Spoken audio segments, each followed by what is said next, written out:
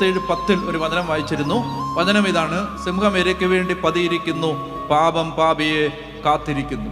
സിംഹം ഇരയ്ക്ക് വേണ്ടി പതിയിരിക്കുന്നു. അപ്പൊ ഇര വരാൻ വേണ്ടി സിംഹം പതിയിരിക്കുന്നത് ഇരയെ കൊല്ലാനാണ്. മാന്തി കീറാനും വലിച്ചു കീറാനും ആഹരിക്കാനുമാണ് സിംഹം ഇരയ്ക്ക് വേണ്ടി പതിയിരിക്കുന്നത്. അപ്പൊ ആ ഉപമ എടുത്ത് കാണിച്ചിട്ട് വിശുദ്ധ വേദപുസ്തകം പറയുന്നു, പാപം പാപിയെ വേട്ടയാടുമെന്നല്ല പറയുന്നത്. വേട്ടയാടുമെന്ന് പറയുന്ന വേറെ വചനമുണ്ട്.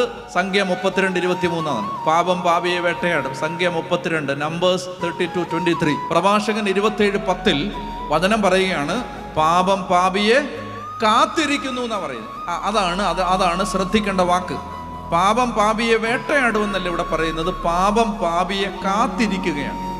അത് നമ്മൾ ശരിക്കും മനസ്സിലാക്കണം. ഇത് കുമ്പസാരത്തിൽ നിന്ന് അകന്നു കഴിയുന്ന ഓരോ വ്യക്തിയും ഇത് മനസ്സിലാക്കണം. പാപം പാപിയെ കാത്തിരിപ്പുണ്ട്. അതെങ്ങനെയാന്ന് വെച്ചാൽ, പാപം പാപിയെ കാത്തിരിക്കുന്നത്, എൻ്റെ ചോദ്യം,